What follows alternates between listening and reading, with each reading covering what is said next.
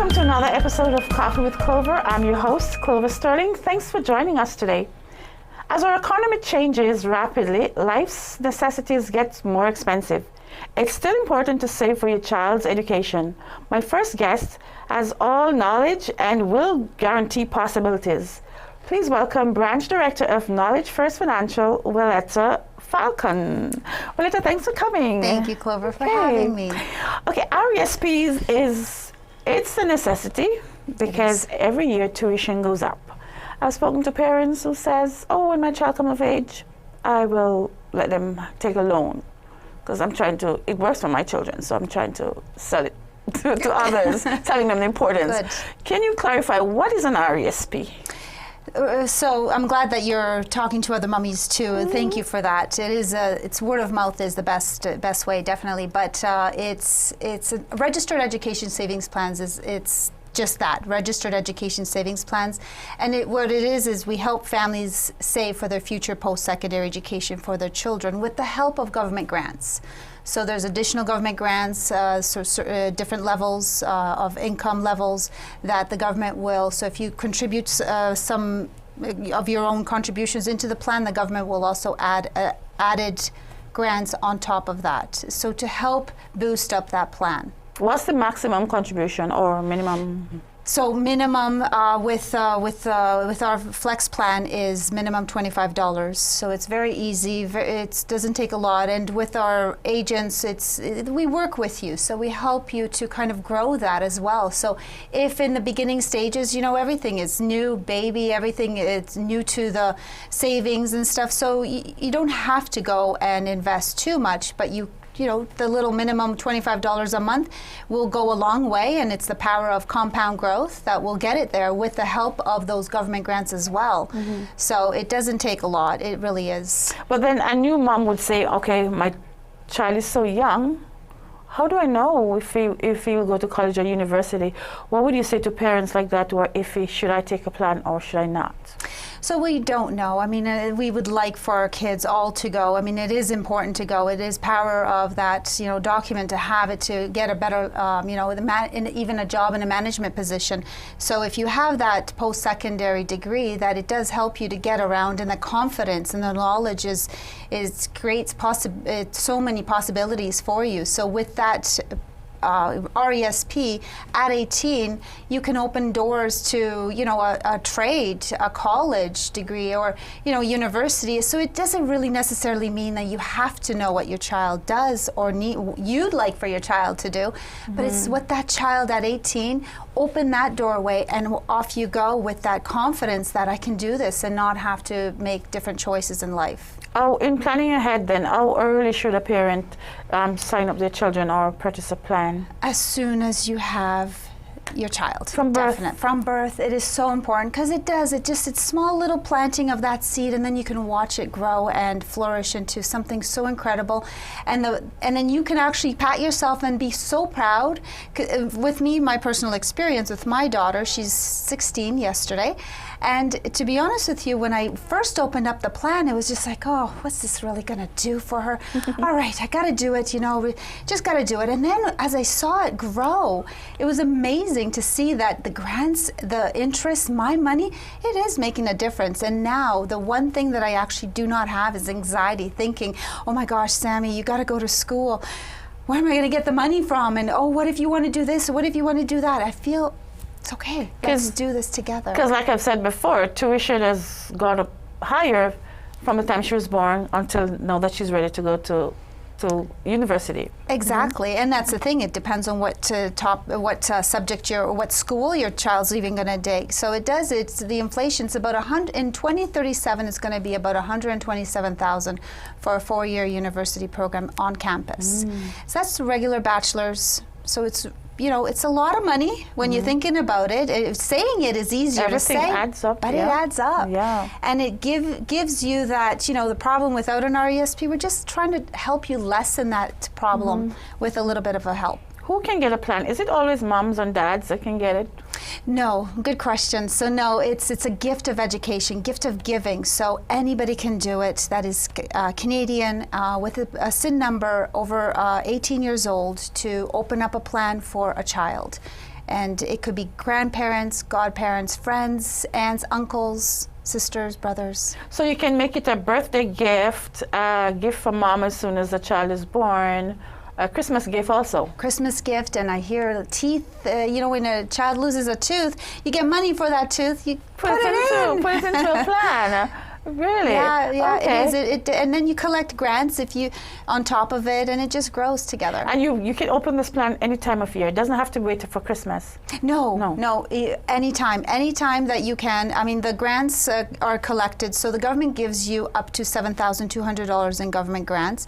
There's also an additional CLB, which is worth $2,000. It's a bond, and it's a gift from the government. So those, they come at the cutoff date of December 31st. So if you were to put away, let's say, throughout the year $2,500, the government will match it by $500. If you are also qualified for the CLB, there's an additional lift as well. So that it just depends on the income, but it's the cutoff for the grant is December 31st. But if you've missed out on those grants that year, we can go back and collect. Oh, retroactive. Yes. So every year the government matches it. Every year it matches what you contribute into the plan up to the age 15. So there is a cutoff for the grants, but that is why you start early in the beginning stages. Where do you start selling these plans, from the hospital, or how do you get in touch with new moms? So it's word of mouth. There's about 50% of families today that still don't have an RESP. So it is quite. How do we get the word out? How do we get the word out? We get the word out. We're getting the word out. It works. Get an RESP for your child's education. Definitely Tuition's important. going up. Every year it gets more expensive. Exactly. And you know, we work with a lot of partners. We work with definitely with Pampers, with New Mom National. We you know, you can go online, the Facebook, lots of mummy groups out there. So I mean, there's a lot of information out about RESPs. I always say, do your research. Definitely ask the right questions. With knowledge first, we are skilled. We only do one thing, and we do it really well, and we focus only on RESPs. How do you get your clients? Do you go to clients or they come to you? Great question. Because yes, we make it convenient for families, and it is. We have to make it convenient. So we go to your home in the comfort of your own home, or we also have the remote, so we can actually see you on the TV, on the computer screen. Do you have coffee when you do those visits? I do. Sometimes they offer me coffee, orange juice on a nice silver platter. Sometimes it is amazing. Some families are so warm. Water, cookies, they go all out. I feel so special, and it's like, oh my gosh, I wish you didn't have to. You know, you're lacking sleep already. You don't have to go out. It's really But at least they're making that meeting interesting, because it's for future endeavors. And they know that it's important for their child, and that's the whole thing. To me, it's when they save for their child's future post-secondary education, then they're into it, and they know that this is the one thing. I already know that the one thing that they're going to do, and I always say, I want to grow with you, so I want to have that slice of cake at 18. But I already know that the one thing they're going to say, most families say to us, is, I wish I did more. Thank you so much for sharing. I hope from now on, everyone try to get an RESP, because it's very important. It's time for a short break. When we return, we will talk credit counseling.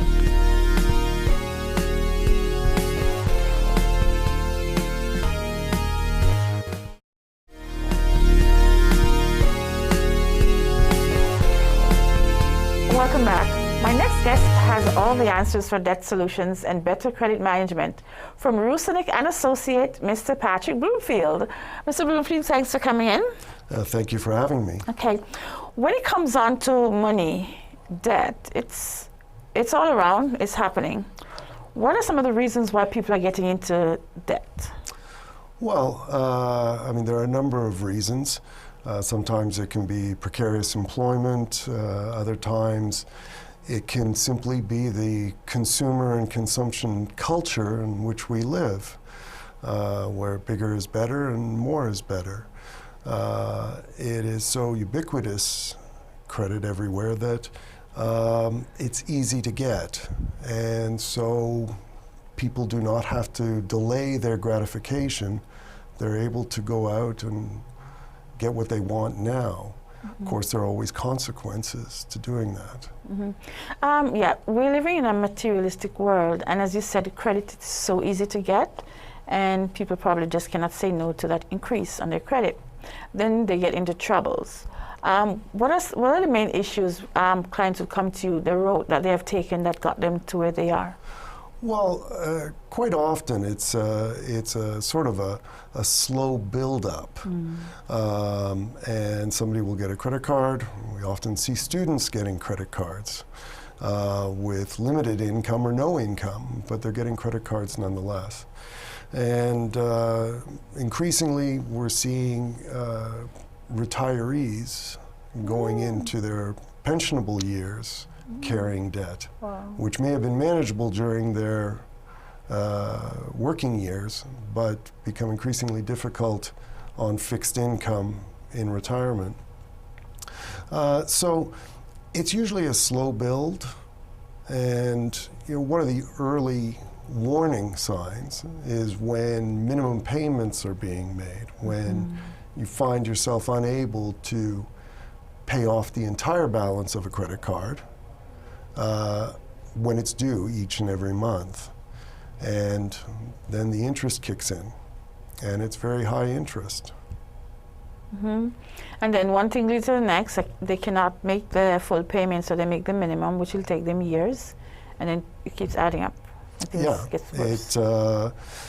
Most of the credit cards, it may even be legislated that they have to list how long it would take you to pay off the balance of your debt if you pay simply the minimum payment, which is largely interest. And it's compounded, and so it grows rapidly, very rapidly. So that's when credit counseling is applied. Well, it can be. I mean, it will depend upon the means of the individual, how much they're able to carry on a monthly basis. But there's no question that at some point in time, when an individual is carrying a lot of debt, that they'll reach a point where they are starting to juggle payments and going from paycheck to paycheck. And when you add all the stresses of living in a large city like Toronto, high rents, car payments, car insurance, just the general cost of living, when you start adding paying 2, 3, 4 credit cards or a line of credit, or you start That's operating in too overdraft, too much, yeah. it becomes too much. And it is it's a huge problem in terms of stress. It affects people's relationships. It can affect their work and their work relationships. And so it's a problem that has to be dealt with for obvious reasons. Life becomes a lot simpler if you avoid going into debt in the first place, but it's not that easy. Not that easy. But how do you, because you counsel on this, right? You counsel on having gotten into debt. How do you approach a session? Well, when I first meet with somebody, I want to get sort of a big picture of what their overall financial situation is. So that'll be inquiring about whatever assets, if any, that they have, the level of indebtedness and the type of debts that they have. And then we'll take a look at putting together a budget. What are the fixed costs of living? What are wants as opposed to needs? Yeah. And prioritizing to see if there is sufficient income at the end of the month to service the debts, or to put some kind of plan together that will allow them to do that. And so if an individual is unable to do it independently on their own, then there are options that we will offer to help them get through the debt crisis. So that means our client has to lay everything on the table. Do you find them try to hold back? No, I would say that's unusual. Most people Because you need help. pretty forthright. You need help, And of course, it makes it more difficult to assist somebody if you're not getting all of the information. So do you find people that you've helped, they still go back into debt? It happens. I have dealt with a number of people on multiple occasions over the years. The type of work that I do is not like a lawyer or an accountant or a doctor where you typically have a relationship for a lengthy period of time. Few people put meeting a licensed insolvency trustee on their bucket list. So I'm under no delusion that when people come in to see me that this is something that they want to do. They come to see me when they feel they have no other option. One other thing I think about was when this thing was happening in the US with the government lockdown, everything, and there were people testifying to say they can only make their next mortgage payment. They do not know what's going to happen next. Then you realize, oh, people are living paycheck to paycheck. Do you see that happening more and more? Is it increasing, or with counseling, is it lessened? Well, the nature of work in our economy is changing. There's much more contract work. Work is more precarious. Some people will be carrying a number of part-time jobs rather than a full-time job. A job for life is certainly something of the past. And so it's entirely possible that there will be individuals who go from paycheck to paycheck. If they miss one, they're going to be struggling for that month. And life changes, and yes, you have to go with life situation. Because you could have been in a full-time job, lose that job, and have to go for a part-time, and then your bills are going to start piling up and things happen. Well, yes, that's correct. And I think that the overall economy is going through a transition. The old economy of manufacturing is disappearing.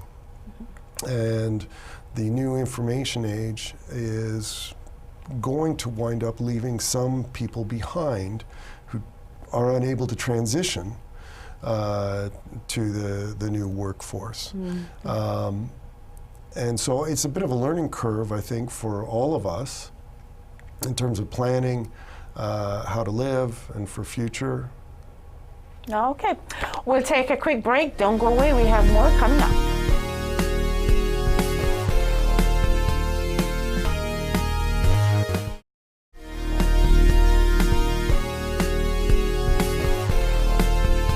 Welcome back to Coffee with Clover. We're talking about debt solutions. To continue on debt solutions, they are actually specific individuals that you can approach for help. Who would one approach? Well, a licensed insolvency trustee, such as myself. We're licensed and regulated by the Office of the Superintendent of Bankruptcy for the federal government. Trustee is charged with the administration of bankruptcies and proposals. There are certain not-for-profit community-based services that offer credit management. Credit Canada comes to mind. But really a licensed insolvency professional is who someone should approach to determine what options are viable for them to consider and to help develop a plan that best fits their circumstances and their needs. Okay, I like the way you say that. A license, then the options. What are some of the options? So under the law, typically, there are two options. One is bankruptcy, and of course, that's really reserved when there's no reasonable prospect of being able to repay the debt. And then there's what we call a consumer proposal, geared toward consumer debtors, and it, for all intents and purposes, is an offer of settlement on the indebtedness and can provide a mechanism for the debtor to make a reasonable repayment of their debts over a reasonable period of time. And this, of course, is subject to the agreement with the creditors. Just a little focus on students. There are some students who are smart about money, and then there are others who just go and there's like spendthrift. How do you counsel a student, or what would you like to say to students to avoid them getting into that situation? Well, students are a bit unique. Generally speaking, they're not in a position to negotiate large sums of unsecured indebtedness aside from student loans. But that can be a crushing burden, particularly upon emerging from school. The student loan has interest applied to it, and depending on how much the student loans are over the course of the years at school, somebody can look at repaying it over 10 years if they're able. So there are provisions within the Bankruptcy Insolvency Act that do protect the government in respect of student loans. And so individuals who have been out of school for less than 7 years are unable to discharge their student loan obligations by either bankruptcy or proposals. But students in particular need to have some financial literacy. Yeah. And this should probably really start in high school, I suspect. It should actually start in the home. Start in the home, high school filters down. Yeah, Yeah, I would agree. You know, in high school, there was economics class when I was there, and part of it involved the discussion of credit and borrowing and financing, either business, cars, homes. Okay, how can one stay out? They've had all the issues, you've done your counseling. Well, I find that if somebody engages a licensed insolvency trustee to make a proposal or a bankruptcy, going through the process is a lesson in itself. And most individuals will change their spending patterns as a result of going through the exercise. You lose all of your credit cards. You have no access to any credit facilities, so you really have to make an adjustment. People are able to do it. Sometimes it takes a little bit of time to get into a new groove, but people are able to do it. And I think by and large come through the process, not happy that they've gone through it, but satisfied that they're better off because of it. They recognize that those circumstances are not circumstances they want to find themselves in the future. So most individuals move on with their lives. They purchase homes, they raise families, and buy cars and do everything everybody else does. It's not as though, you know, once you found yourself to be insolvent, that there's no future for you. Yeah, that's what I was going to ask you. If you should file bankruptcy, how do you rebound? Does it stay on your credit, though? Yeah, bankruptcy can stay on your credit record for up to 7 years beyond a discharge from bankruptcy. The discharge is what effectively releases someone or absolves them of the obligation to pay the debt. So a bankruptcy is likely to be on the credit record altogether 8 to 9 years. But it's just information, like address, employment, birth date. You know, what will really govern someone's ability to move forward, purchasing a house, a car, whatever it may be, will be the circumstances that they find themselves in the future. Stability of employment, stability of income is hugely important. So notwithstanding a bankruptcy or a proposal in one's past, it's entirely possible to move ahead and, you know, rejoin the commercial world and build a future for yourself. In your practice, for the years you've been, have you ever seen bankruptcy twice with one individual? I have seen bankruptcy on one occasion, one person 4 times. That's huge. It was a lot. That's stress. It was a lot. And the bankruptcy courts play a role in the administration of insolvency.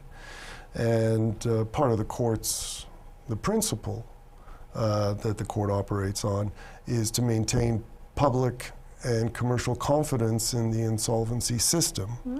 It's a vital part of the overall economy to make the wheels of commerce turn. So the courts have looked less than favorably on those with multiple bankruptcies in their past. There's an expectation that there are life lessons to be learned and that we don't repeat them. But things happen in life sometimes. Things happen, you know, yeah. it can be a breakdown of a marriage. It can be a company moving to another jurisdiction.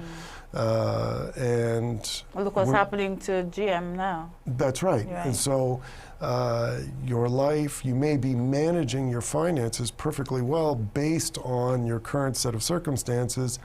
And should those circumstances change, you're no longer in a position to manage things the way that you were. So it is not strictly a function of overspending or poor money management. It would be easy to say, well, just never go into debt. Okay. And that's it for Coffee with Clover for today. Hope you enjoyed the segment. Please join us again next time for Coffee and Great Conversation. Thanks for watching.